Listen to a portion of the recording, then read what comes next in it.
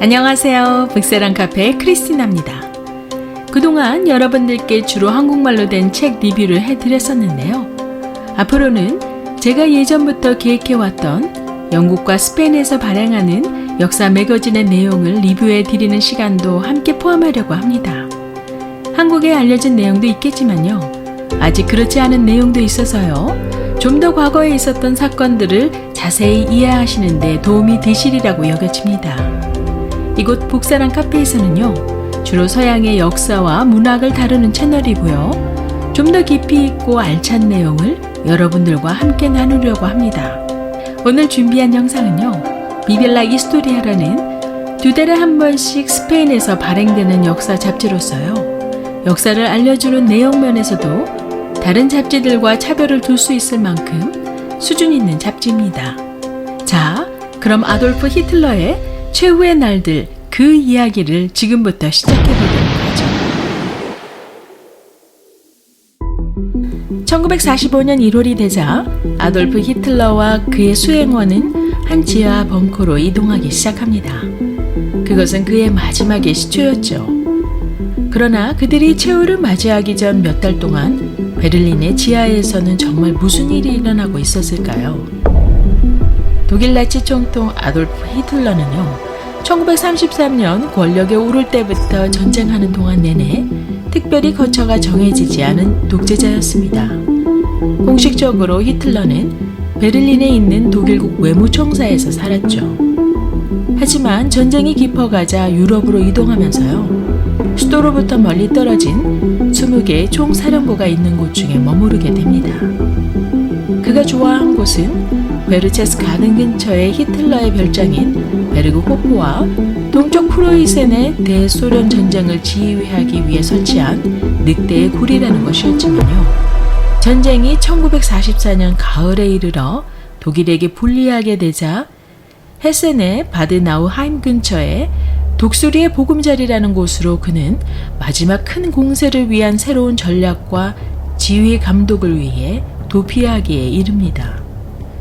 하지만 그의 공격들이 실패한 후 히틀러는 그의 지도부와 함께 그의 마지막 여행이 될 북동쪽으로 향하게 되죠. 1945년 1월 베를린에 그의 맨션이 있는 관저에 도착했고요. 외무부 청사 정원 및 10m 아래로 건축된 복잡한 터널들을 통해 내려가 사무실과 창고들이 있는 곳을 총통 본부로 선택하게 됩니다. 히틀러는 계단으로 30여 명으로 구성된 그를 수행하는 작은 팀과 함께 지하 철문을 통과해 밑으로 내려가는데요. 그곳은 살아서 나오지 못할 만한 곳이었죠. 당초의 벙커에는 히틀러 혼자 그곳에서 잠을 잤었고요. 오후에 날마다 소집한 회의를 주관하기 위해 외무부 청사로 올라오곤 했습니다. 들려오는 뉴스는 좋지 않았고요. 소련군이 1월 12일에 비스툴라 오데르 공세로 적군은 동부전선에서 멈추지 않고 서쪽으로 계속 진격해 오고 있었습니다. 2월 2일에는 소련군이 베를린으로부터 겨우 70km 떨어진 오데르 강에 이르렀고요. 독일 동부에 위치한 드레스덴은 영국 왕립 공군에 의해 폭격을 당해 황폐하게 되었죠. 3월에 들어서자 히틀러는요. 전쟁에 사용되는 기계류를 유지하는 데 절실히 필요한 석유가 함량된 진영을 보호하기 위해 헝가리를 공격할 것을 명령합니다. 이것 역시 성공을 거두지 못했고요. 아무런 수확도 없이 수백 명의 독일군이 목숨을 잃게 됩니다. 한편 서부에서는 독일 나치의 심장부로 들어서는 루덴도르프의 훼손되지 않은 거대한 다리와 만나는 레마겐 도시예요. 존 레오나르드가 이끄는 미국 기갑부대가 라인강에 도착하게 되는데요. 그러한 상황에 히틀러의 육체적 정신적 건강은 엄청난 압박을 받게 됩니다. 육군 참모총장이었던 하인즈 구데리안이 당시 히틀러의 겉모습을 묘사하기를요. 그의 몸 왼쪽 모든 부분이 떨리고 있었다고 하고요. 여느 때보다도 걸음은 우둔하게 걸었으며 그의 몸짓은 느리다가도 갑자기 난폭해지곤 했다고 하죠. 항상 쉽게 유머가 변해 난폭해지고 소리 지르는 것과 화를 내는 것이 두드러졌다고 합니다. 1944년 7월에 그의 목숨을 빼앗을 뻔한 폭탄 하나가 터진 이후에요. 9월에 히틀러 성대에 상처를 입힌 후두의 종양을 제거하는 수술과 나빠진 청력은 완전히 회복되지 않았었고요. 의료진들이 둘러싸여 있는 가운데서도 그의 상태는 계속해서 나빠져만 갔습니다. 히틀러의 주치의들 중 한 사람인 테오도르 모렐은요, 그의 의심스러운 치료 방법들이 논란이 있었던 가운데서 모렐은 메탐페타민, 코케인과 오피오이드와 같은 70개 이상의 다른 약물을 독재자 히틀러에게 투여를 했죠. 가끔은 그에게 하루에 20번의 주사를 놓기도 했다고 합니다. 독재자 히틀러는 약간의 원기를 회복하는 느낌을 가졌다고 확신했지만요, 사실 그의 건강과 판단력은 장기간에 걸쳐 조금씩 파괴되기 시작했습니다. 1945년 3월 거의 매일 베를린의 폭탄 세례가 퍼부어지는 동안에요, 히틀러 역시 벙커로 그의 회의는 옮겨갔고요. 단지 가끔 그의 애견과 외무부 청사 정원을 산책하는 일 외에는 지상으로 좀처럼 나오지 않았다고 합니다. 그의 외부와의 접촉은 사실상 아예 끊기기 시작했죠. 그가 유일하게 받는 뉴스들은 메시지를 전달하는 사람을 통해서나 혹은 전화와 영국의 BBC 라디오를 통해서 소식을 받았습니다. 공중 공격에서 살아남기 위해서는 벙커에서 사는 것이 더 확실한 것이었지만요, 한층 더 어두운 결과를 가져왔습니다.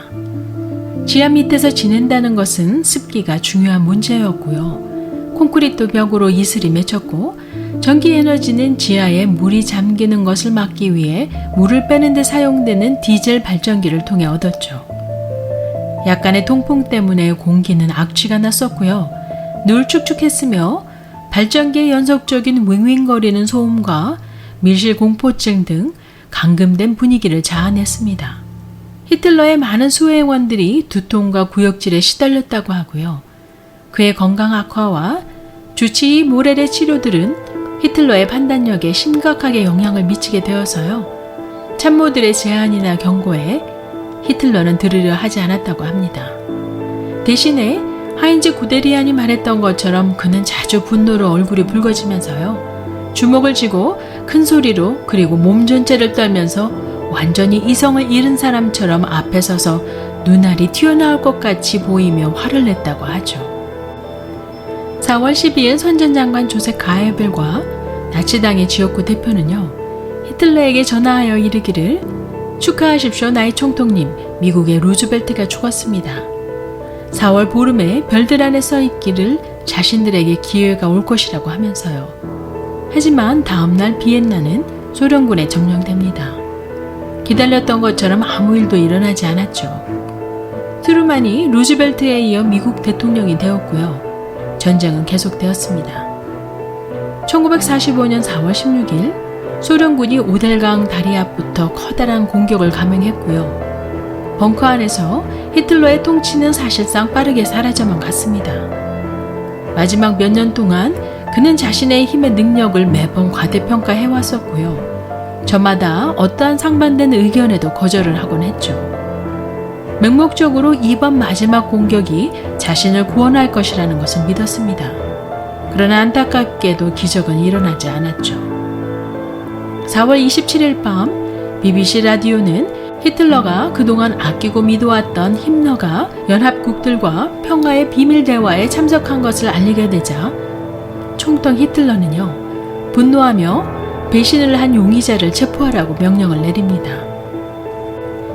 결국 히틀러는 거의 외부 세계와 단절한 채 깊은 벙커 밀실공포증 중에 결혼을 결심합니다. 4월 29일 에바 브라운과 히틀러는요, 회의 소집실에서 조촐하게 결혼식을 치르고요. 수수한 결혼 아침 식사를 마친 후 유언장을 만듭니다. 그의 마지막 의지를 비서인 트라우들 융해에게 적게 하죠. 또한 히틀러는 장교 스탄 페겔에게 가져오라고 한 청산가리의 효능을 믿지 못해서요, 먼저 그의 애견에게 실험해 봅니다. 1945년 4월 30일 육군 장성 헬무트 바이틀링이 히틀러에게 정보를 전하는데요. 그것은 베를린 도시 방어가 군수품이 바닥남과 동시에 몇 시간 내에 끝날 것 같다는 것이었죠. 결국 히틀러는 방어 전선에 살아남은 생존자들을 위해 파괴된 도시에서 어떤 방법을 통해서라도 도망칠 것을 허락하는 마지막 명령을 내리게 됩니다. 그리고 나서는 그의 사람들과 작별을 고하고요. 새 부인과 함께 그는 거실로 몸을 피하죠. 같은 날 오후 3시 30분경 한 발의 총성이 울리게 되어 헤인즐 링게가 문을 열자 소파에 무너져 내린 한 독재자를 보게 됩니다.